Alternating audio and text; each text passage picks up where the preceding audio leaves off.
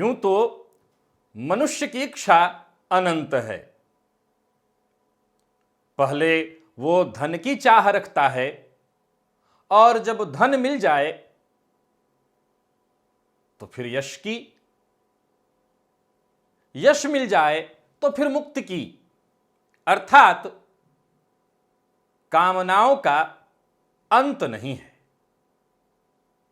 नमस्कार प्रिय दर्शकों, हाजिर हूं मैं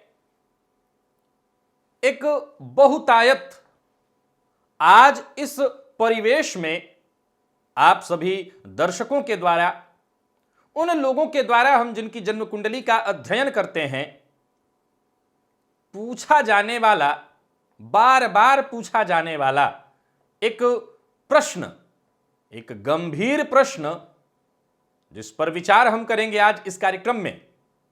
क्या मुझे मेरे जीवन में यश की प्राप्ति होगी? मुझे यश मिलने वाला है? वैसे तो यह बड़ा श्रेष्ठ भी है।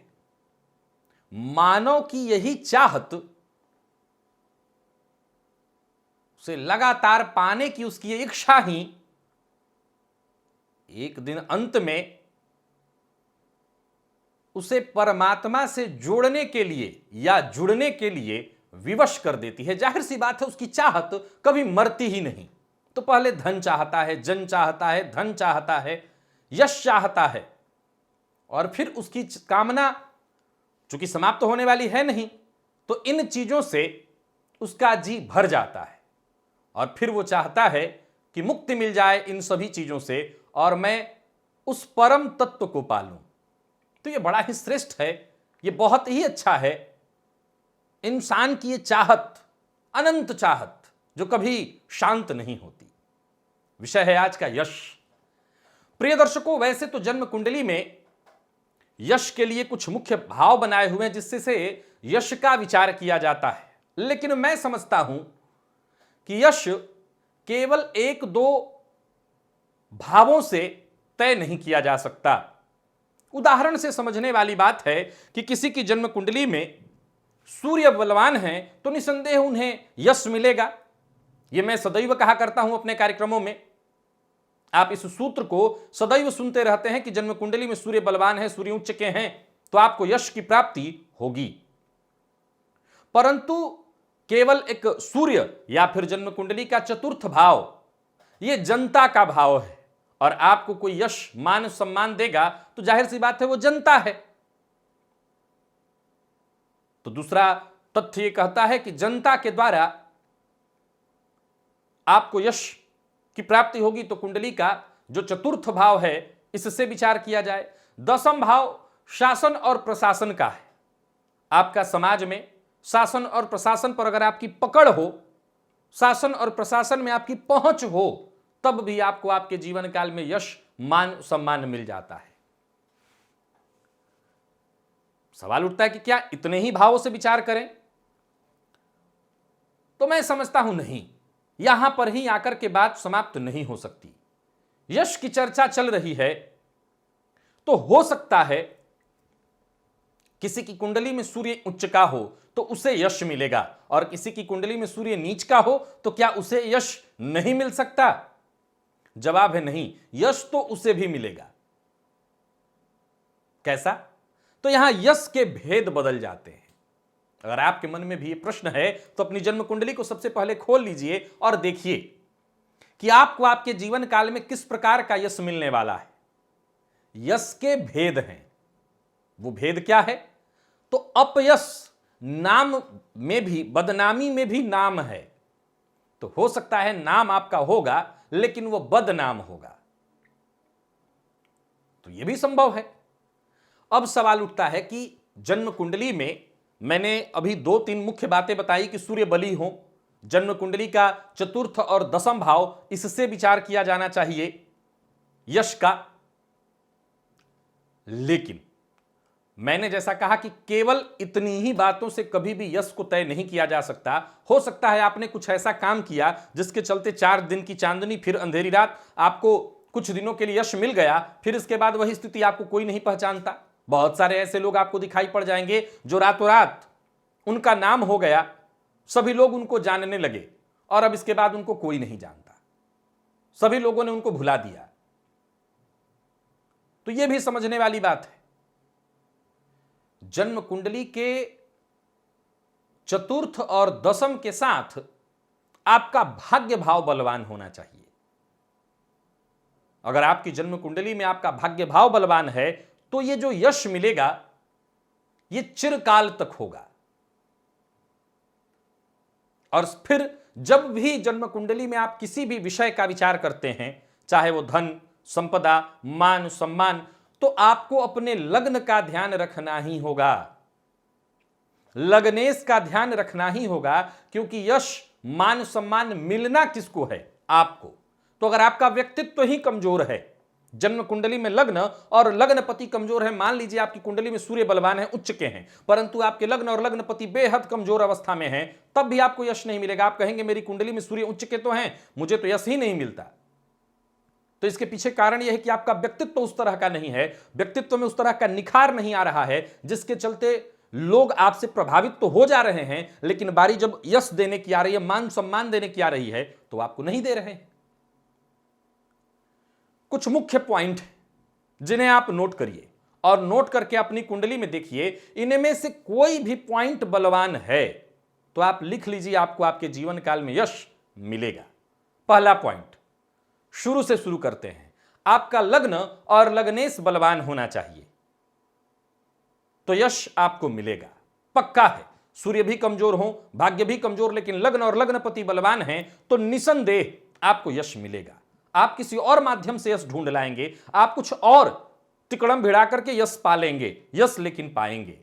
दूसरा, जन्म कुंडली का चतुर्थ भाव और चतुर्थेश अगर बलवान है तब भी आपको आपके जीवन काल में यश मिलेगा। अब चतुर्थ भाव और चतुर्थेश कैसे बलवान होंगे? तो चतुर्थ भाव पर पाप ग्रह की दृष्टि न हो, चतुर्थ भाव पाप कर्तरी योग में न हो, और चतुर्थेश मृत अवस्था में, अस्त अवस्था में, पीड़ित अवस्था में न हो, तो निसंदेह आपको यश मिलेगा। चतुर्थ की बात चली तो यहां पर ग्रह का भी साथ साथ विचार करना होगा कि चतुर्थ भाव में दिग्बल प्राप्त हो जाता है चंद्रमा को, तो चंद्रमा आपके बली होने चाहिए। अगर कुंडली में आपके चंद्रमा बली हैं तब भी आपको यश मिलेगा। मैं फिर से दोहरा दूं कि इन सारे पॉइंटों के साथ साथ अगर ये अकेले अकेले भी है, जैसे कि आपका लग्न और लग्नपति बलवान हैं, तो ये सभी सूत्रों में सदैव लागू रहेगा कि लग्न और लग्नपति बलवान हैं तो आपको यश मिलेगा। अब चलिए, सुख भाव और सुखेश बलवान नहीं है परंतु आपका चंद्रमा बली है, तब भी आपको यश मिलेगा। अगर आपका शुक्र बलवान है तब भी आपको यश मिलेगा, क्योंकि शुक्र को भी दिग्बल प्राप्त होता है, तो आपको तब भी यश मिलेगा। चतुर्थ भाव, चतुर्थेश, शुक्र और चंद्रमा, ये चारों कमजोर हैं, लग्न और लग्नपति बलवान हैं, और साथ ही साथ आपकी जन्म कुंडली का भाग्य भाव बलवान है, तब भी आपको यश मिलेगा। चतुर्थपति, चतुर्थेश, चंद्रमा, शुक्र, भाग्य भाव, भाग्यपति कमजोर हैं, परंतु आपकी जन्म कुंडली में लग्न और लग्नपति बलवान हैं और दशम भाव बलवान है, तब भी आपको यश मिलेगा। आप अपने जीवन काल में यशस्वी बनेंगे, आपका नाम जाना जाएगा। साथ ही साथ ग्रहों की बात करूं तो सूर्य, शुक्र और चंद्रमा के साथ साथ गुरु को भी देखिए। गुरु को ज्योतिष शास्त्र में ऊंचाई का कारक कहा गया है। ऊंचाई अर्थात यश, मान, सम्मान, नाम। अगर आपकी जन्म कुंडली में लग्न और लग्नपति बलवान हैं, बाकी के ग्रह कमजोर पड़े हुए हैं, बाकी भाव जिनकी मैंने अभी चर्चा की वो कमजोर हैं, लेकिन देव गुरु बृहस्पति बलवान हैं, तो निसंदेह आपको अपने ज्ञान, अपनी बुद्धिमत्ता के बदौलत यश मिलेगा। ये कमजोर पड़ रहे हैं, सूर्य बली हैं, तो आपको आपके पराक्रम से, आपके पिता के द्वारा भी अर्जित संपत्ति के द्वारा, या पिता के द्वारा बनाए नाम, पिता के द्वारा अर्जित की गई जो यश है, पिता के द्वारा अर्जित किया गया जो यश है, उस यश के कारण आपको यशस्वी होने का मौका मिल जाएगा। कई बार आपने ऐसा देखा होगा कि ऐसा जातक देखने में मिल जाता है जिसने अपने जीवन काल में कोई बड़ा कार्य नहीं किया, लेकिन फिर भी लोग उसको सम्मान देते हैं क्योंकि उनके पिता बेहद सम्मानित व्यक्ति थे। तो पिता के सम्मान के कारण जातक को सम्मान मिला। तो सूर्य बलवान होना, दशम भाव बलवान होना, इससे आपको यश मिल जाएगा। मान के चलिए आपके पिता कोई राजनेता है, उनका शासन प्रशासन सरकार में गहरी उनकी पैठ है, आपने अपने जीवन काल में बेकार कार्य के अलावा कुछ भी ना किया हो, तब भी 2 4 10 ऐसे तो रोज ही आपके आसपास चक्कर काटते मिल जाएंगे। और वक्त आने पर बड़े लोग भी आपसे, जाहिर सी बात है आप किसी ऐसे व्यक्ति के पुत्र हैं जो सम्मानित है, तो उनके कारण आपको सम्मान मिल जाएगा।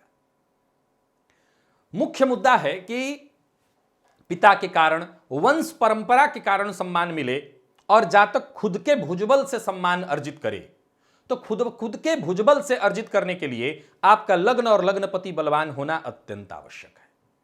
बिना लग्न और लग्नेश के बलवान हुए आप खुद के भुजबल से यश अर्जित नहीं कर सकेंगे।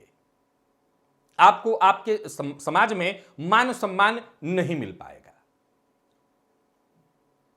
हां, पैतृक परंपरागत धन संपदा के कारण, पिता के द्वारा कमाई संपदा के कारण, अरे उदाहरणार्थ कि अगर अंबानी का बच्चा कुछ भी ना किया हो तब भी अंबानी के बच्चे को देखना तो चाहेंगे, भाई क्या है उसके पास, वो बहुत बड़ा व्यक्ति है, तो वो कहीं ना कहीं लोगों के मन में एक आकर्षण। यहां पर उसने कुछ भी ना किया हो तब भी, क्यों? क्योंकि बाप पिता सम्मानित है, उनको यश प्राप्त है और उस यश का ये भागीदार बन रहा है। तो आप अपनी जन्म कुंडली को खोलिए, मैंने बहुत सारे पॉइंट गिनाए, इनमें से कोई भी एक पॉइंट भी सिद्ध हो रहा है तो आपको यश अवश्य मिलेगा, कोई भी एक पॉइंट सिद्ध हो। अब आप अपनी कुंडली को खोले और देख करके आपने कहा कि आपने जितने पॉइंट बताए इसमें से 3 4 पॉइंट तो मेरी कुंडली में आम ही मिल गए होंगे। गुरु बलवान है, या तो सूर्य बलवान है, या तो चंद्रमा बलवान है, या तो शुक्र बलवान है, लग्न बलवान है, लग्नपति बलवान है, भाग्य बलवान है, भाग्यपति बलवान है, दशम बलवान है, दशमपति बलवान है, चतुर्थ बलवान है, चतुर्थेश बलवान है, कोई तो इसमें से होगा।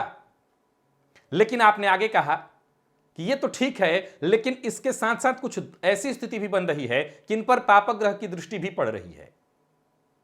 अब पापग्रह की दृष्टि का भेद ध्यान रखिएगा कि मान लीजिए दशमेश शनिदेव हैं और वो दशम भाव में बैठे हैं, तो दशम और दशमेश बलवान ही कहे जाएंगे। चतुर्थे शनि है और चतुर्थ में बैठे हैं तो ये बली ही कहे जाएंगे। अगर कुंडली का 9वां भाव अगर शनिदेव की राशि वहां पर है और शनिदेव, तो वो उन्हीं से देखा जाएगा, इसमें पापग्रह की गणना मत करिएगा। अब आप कहते हैं कि नहीं इसमें पापग्रह की दृष्टि भी है, तो हां, तब इसमें एक सूत्र और आपको जोड़ लेना होगा कि यश वक्त वक्त पर आपको यश मान सम्मान भी मिलेगा, और पापग्रह के दृष्टि से दृष्ट होने के कारण, पापग्रह से युक्त होने के कारण आपको साथ ही साथ समय समय पर अपमान या ऐसी स्थिति भी उत्पन्न होती रहेगी कि आपका यश बरकरार लगातार न रह पाए, आपका यश लगातार बरकरार न रह पाए, कभी ना कभी किसी कारण से यश पर खतरा आ जाए, यश धूमिल हो जाए, ऐसी स्थिति यानी छवि आपकी धूमिल हो जाए, ऐसा भी होगा। प्रिय दर्शकों, मिला जुला करके जब मैं ज्योतिषीय तथ्यों का अध्ययन करता हूं, ज्योतिषीय सूत्रों का अध्ययन करता हूं, तो एक बात तय समझ में आता है कि जन्म कुंडली में लग्न और लग्नपति का बलवान होना बेहद आवश्यक है। जन्म कुंडली में लग्न और लग्नपति कमजोर हो जाएं तो फिर कहीं ना कहीं राजयोग हो, दुर्योग हो, कुछ भी हो, आपकी जन्म कुंडली में लग्न और लग्नेश बली हैं तो एक बार को आप अपने दुर्योग को भी राजयोग में तब्दील कर लेते हैं। और ऐसा ही तो है, आपका विपरीत राजयोग एक तरह से दुर्योग ही है, यह योग नहीं है। सदैव लोग सोचा करते हैं कि विपरीत राजयोग कोई महान योग है, असल में यह दुर्योग है। लेकिन यह दुर्योग राजयोग में तब्दील हो जाता है आपके व्यक्तित्व के बली होने के कारण। पूछेंगे आप कि दुर्योग कैसे है? विपरीत परिस्थितियों के बिल्कुल विपरीत होने पर आपका जागृत होना, यह अच्छा कैसे है? यह योग नहीं है, यह दुर्योग ही है कि परिस्थितियां आपके विपरीत हैं। परिस्थितियां तो सदैव आपके पक्ष में हो, यह योग है, यह राजयोग है कि जब जैसा आपने चाहा तब वैसा ही आपको मिलता गया, यह राजयोग है। विपरीत राजयोग में परिस्थितियां आपके विपरीत होती हैं और तब एक राजयोग जागृत होता है, और वह आपके व्यक्तित्व के कारण। तो व्यक्तित्व बड़ा मायने रखता है। व्यक्तित्व को बलवान करना यानी पूरी जन्म कुंडली को जागृत करने जैसा है। और इसके लिए मैं सदैव कहा करता हूं, आपके पास 2 विकल्प हैं। एक, सामान्यतया आप अपने लग्न और लग्नेश को बलवान करने के लिए उनका रत्न धारण करना, उनसे संबंधित वस्त्र धारण करना, उनसे संबंधित खाद्य पदार्थ का भक्षण करना, साथ ही साथ उनके मंत्र का जप करना, और उससे भी सरल तरीका है अपने इष्ट देवता की आराधना करना। आपके इष्ट देवता की आराधना से भी आपका व्यक्तित्व बली हो जाता है। अर्थात आपका लग्न बली हो जाता है। लग्न का बली होना अर्थात आपका व्यक्तित्व बली होना। तो जब आप इष्ट साधना करते हैं तो इष्ट साधना से आपके अंदर एक गजब की ऊर्जा जागृत होती है, और यही गजब की ऊर्जा आपके लग्न, आपका लग्न है अर्थात आप हैं। आप बलवान हुए, आपका लग्न बलवान हुआ, आपका व्यक्तित्व बलवान हुआ। तो जितने सूत्र आपको आज मैंने बताए सभी को अपनी कुंडली में से आजमाइए और देखिए कितने हो सकता है। बहुत सारे लोग ऐसे भी हैं जिनकी कुंडली में मैंने जितनी भी बातें बताई वो सब घटित हो रहा है। तो निसंदेह फिर आप किसी बड़े पद पर पहुंचे व्यक्ति हैं या नहीं, अभी छोटी उम्र में है तो पहुंचेंगे। मैंने जितनी भी बातें बताई अगर सब के सब घटित हो रहा है, उसमें से अगर 3/3 घटित हो रहा है तो या तो बड़े पद पर पहुंच चुके हैं और नहीं तो पहुंचेंगे। यश मान सम्मान समाज में दुनिया जनता के द्वारा आपको जाना जाएगा ही जाएगा अक्षरशः। आज के लिए बस इतना ही, इजाजत दीजिए। और यश आपको मिलता है कि नहीं अवश्य देख लीजिए। पुनः मुलाकात होगी, तब तक के लिए नमस्कार।